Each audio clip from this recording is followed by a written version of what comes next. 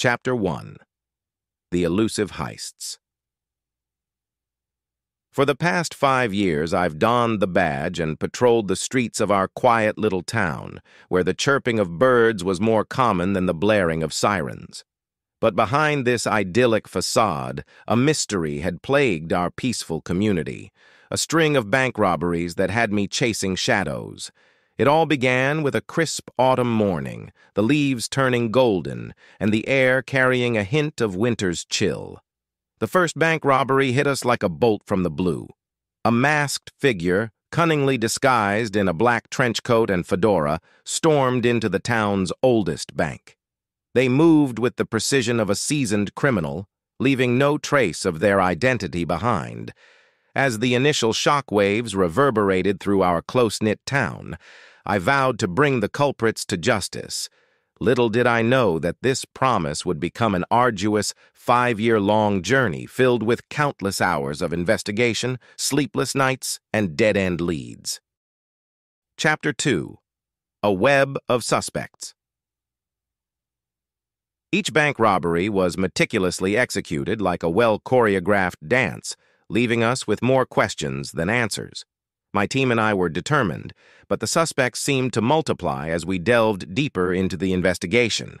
The first suspect was Benny, a former bank employee with a mountain of debts and a knack for disappearing at the right moments. We followed his trail for months, but he turned out to be nothing more than a red herring. Next on the list was Marla, an enigmatic woman who frequented the local diner.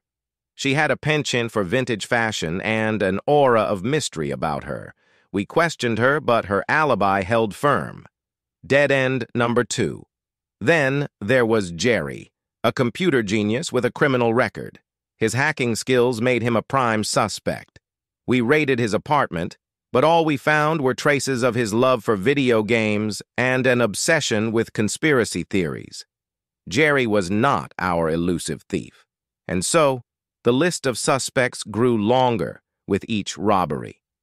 As my frustration mounted, I couldn't help but wonder if the robberies were more than they seemed, if there was a hidden motive, and if the web of suspects was merely a smokescreen. I knew one thing for sure. Unraveling this mystery would take more than just conventional police work. It would require thinking outside the box and staying one step ahead of a cunning adversary.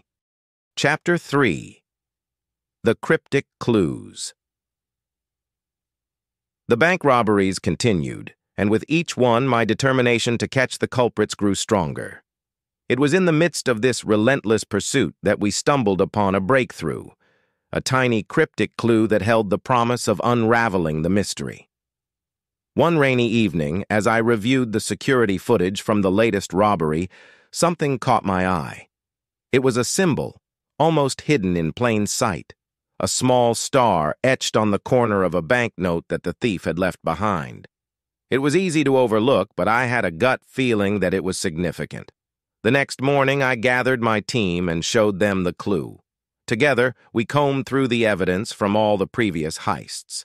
Sure enough, that same star symbol appeared, subtly woven into the fabric of each crime scene. It was our first concrete lead in years. But what did it mean? We had no idea, but we were determined to find out. The symbol became the focal point of our investigation, and we began digging into its possible origins, seeking any connection it might have to our elusive thieves. Chapter 4. A Twist in the Tale. As we delved deeper into the mysterious star symbol, we stumbled upon an unexpected twist. It led us to a seemingly unrelated string of art heists in neighboring towns. It was as if a tangled web of criminal activity was slowly revealing itself, and we were at its center. The star symbol, it turned out, was a calling card used by an underground art theft ring known for their audacious heists. We couldn't ignore the possibility that these bank robberies were somehow connected to this larger criminal network. We began collaborating with law enforcement agencies from the neighboring towns, pooling our resources and sharing information. As the pieces of the puzzle came together, it became clear that our elusive bank robbers were not just opportunistic thieves. They were part of a much grander scheme. But catching them wouldn't be easy. They were cunning and well-connected, and we were faced with a new level of complexity in our investigation. The question that haunted me was whether we could outsmart this shadowy criminal organization and finally bring an end to the spree of bank robberies that had tormented our town for far too long. Chapter 5. Unmasking the Mastermind. As our investigation delved deeper into the world of the underground art theft ring, we found ourselves chasing shadows through a labyrinthine maze of secrets and deception. It was clear that the bank robberies were intricately linked to the larger criminal organization, but unmasking the true mastermind behind it all remained our ultimate goal. With the help of our newfound allies from neighboring towns, we pieced together a complex web of connections, leading us to a person of interest, a wealthy art collector named Victor Caldwell. Victor was renowned in art circles, known for his vast collection of priceless paintings and his eccentric taste in rare artifacts. Digging into Victor's background, we uncovered a history of shady dealings and connections to criminal syndicates. It seemed that he was not just a collector of art, he was a collector of power and wealth by any means necessary. Our suspicion grew as we discovered that many of the stolen paintings from the art heists ended up in his possession. But connecting Victor to the bank robberies proved to be a daunting task. He was clever, leaving no direct evidence that could tie him to the crimes. We knew that to unmask the true mastermind, we needed to gather enough evidence to put him behind bars. Chapter 6.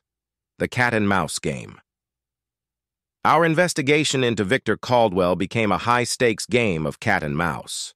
We monitored his movements, tapped his phones, and analyzed his financial records, all while trying to remain one step ahead of him. Victor, however, was no ordinary adversary. He seemed to relish the challenge, taunting us with cryptic messages and clever misdirections.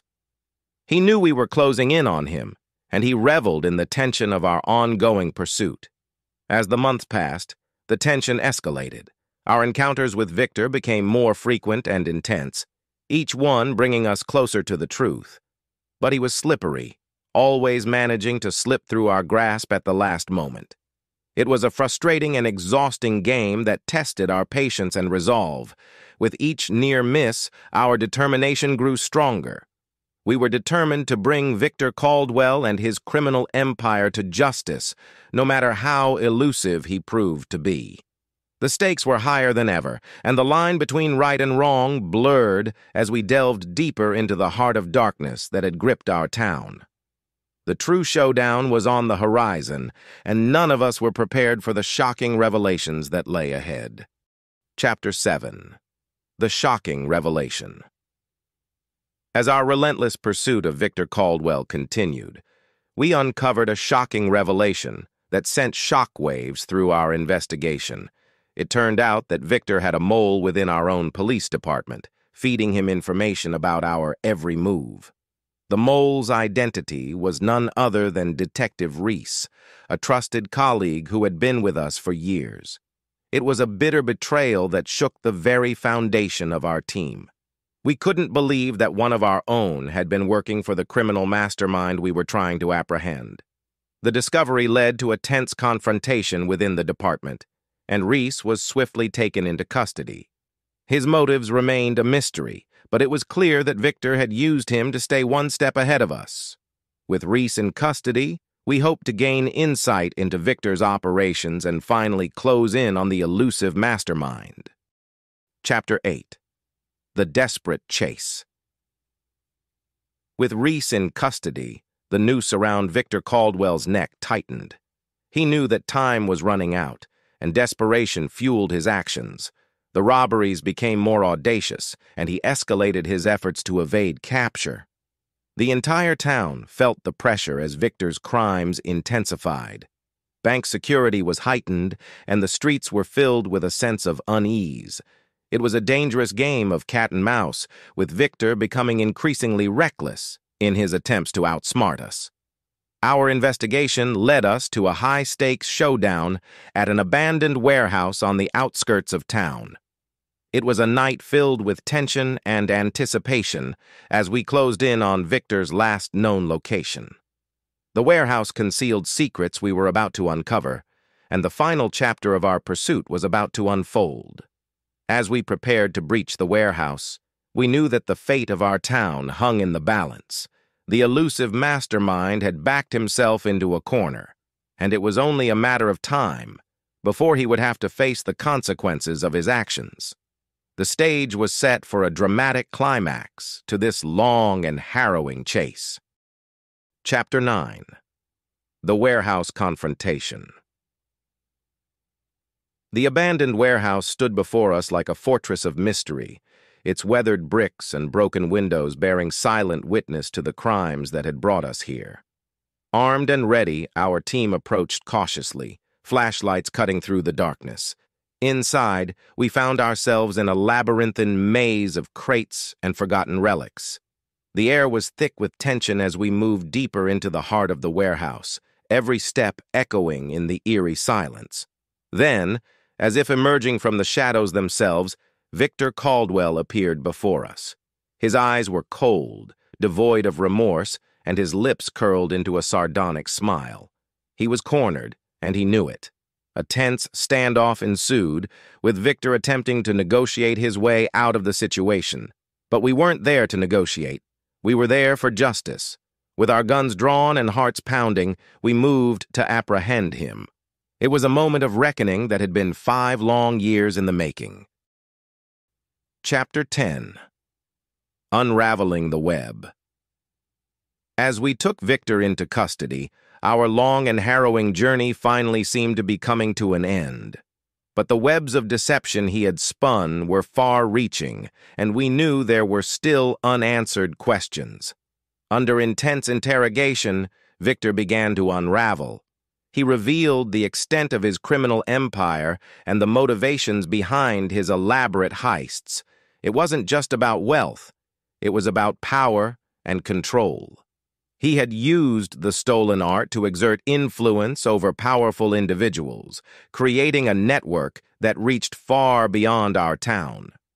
But one question still remained: who had been the true brains behind the operation? Victor insisted he was merely a pawn in a much larger game.